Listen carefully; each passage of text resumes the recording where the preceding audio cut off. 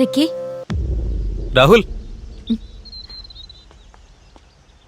Hi Ankita, good morning. Good morning. രാത്രി താനയച്ച ഭക്ഷണമില്ലേ, ഒരു രക്ഷ ഉണ്ടായിരുന്നില്ല. ആരെങ്കിലും എന്നെ സിറ്റിയിലേക്കൊന്ന് ഡ്രോപ്പ് ചെയ്യോ? അവിടെ നിന്ന് നീ എയർപോർട്ടിലേക്ക് എങ്ങനെ പോകുന്നത്? ക്യാബിൽ പോയിക്കോളാം. റിക്കി, നീ അങ്കിത ഒന്ന് ഡ്രോപ്പ് ചെയ്യ്. രാഹുൽ, ഇവിടെ എനിക്ക് കുറച്ച് ജോലികളുണ്ട്.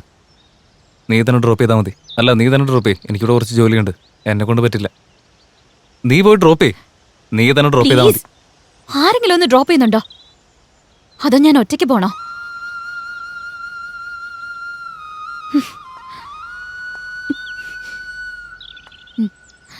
ഒന്നുകിൽ നമ്മളെ സ്നേഹിക്കുന്നവരുടെ കൂടെ നിൽക്കണം, അല്ലെങ്കിൽ നമ്മളെ സ്നേഹിക്കുന്നവരുടെ കൂടെ നിൽക്കണം. അവസാനം വരെ അതിനൊരു ക്ലാരിറ്റി ഉണ്ടായില്ല.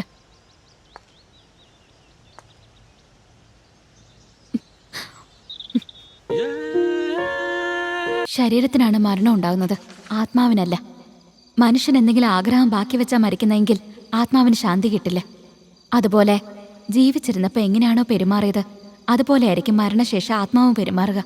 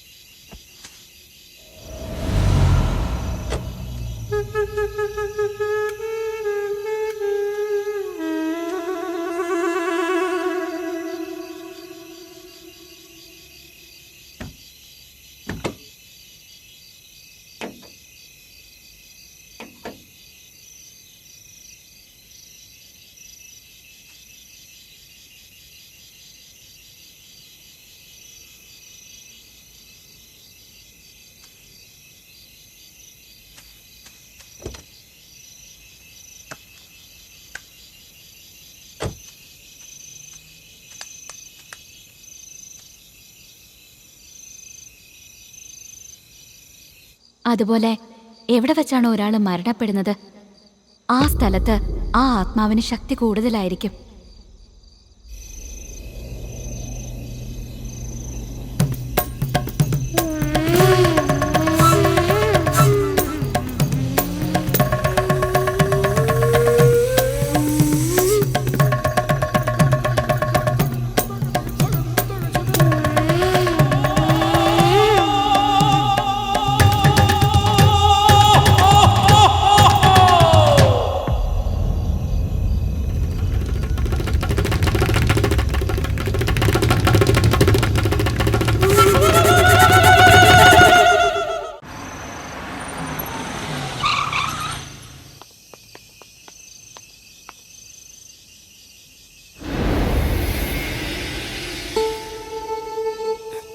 ഒന്നുമില്ല.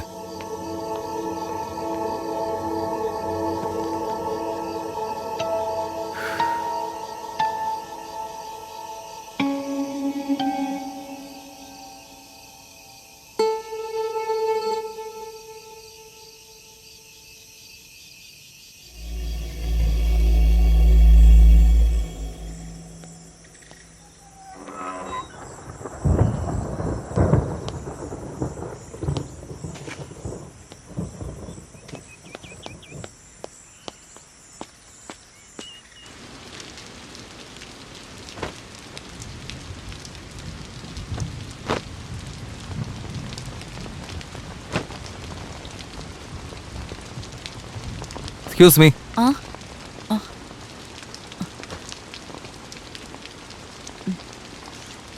എൻ്റെ പേര് റിക്കി എന്നാ. ഞാൻ ഈ നാട്ടിലെ പുതിയ ആളാ.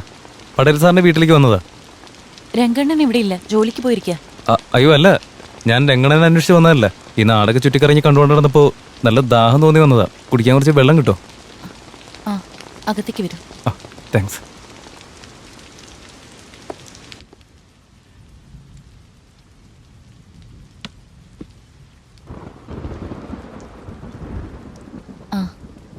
വെള്ളം. Thank you.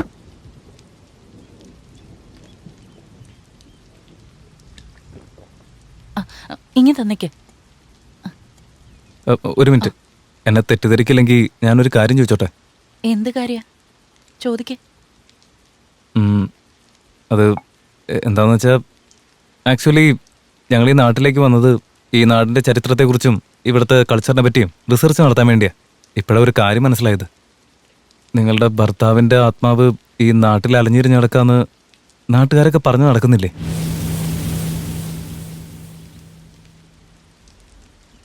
ഏയ് ഐ എം സോറി.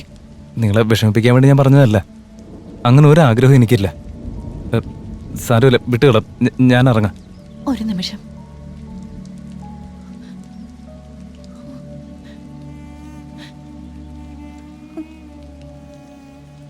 പറയാൻ ബുദ്ധിമുട്ടുണ്ടായിട്ടല്ല, പറ്റുന്നില്ല. എന്നാലും പറയാം.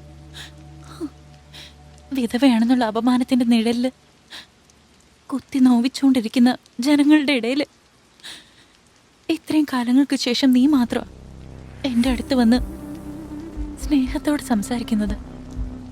എൻ്റെ ഉള്ളെന്താണെന്ന് മനസ്സിലാക്കാൻ നിനക്ക് മാത്രമേ സാധിച്ചുള്ളൂ. ഞാനിതൊക്കെ പറയുന്നത് കൊണ്ട് നിങ്ങൾക്ക് എന്തെങ്കിലും ഒരു ഗുണം ഉണ്ടാവുമെങ്കിൽ ഞാൻ പറയാൻ തയ്യാറാ. എൻ്റെ ഭർത്താവ് മരിച്ച ശേഷം അതുപോലൊരു സ്നേഹം പിന്നീട് അനുഭവിച്ചത് മന്മഥന്റെ അടുത്ത് നിന്നാ.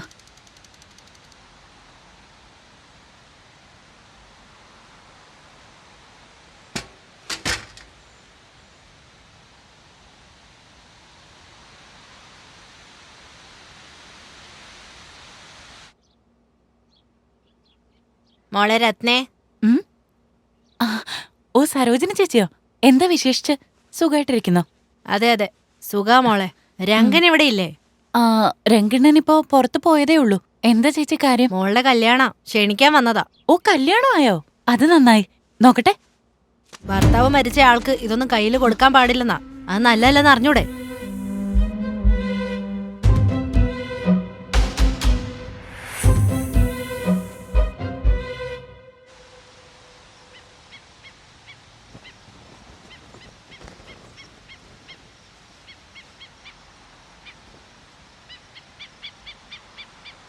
രതി,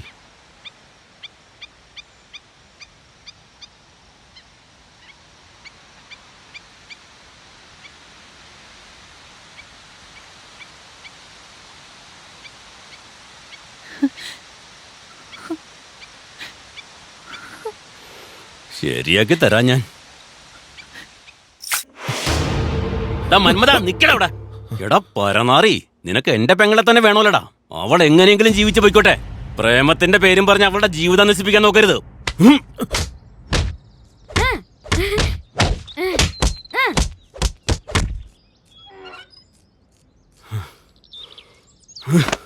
അവന്റെ ഒരു പ്രേമവും മണ്ണാങ്കട്ടെ.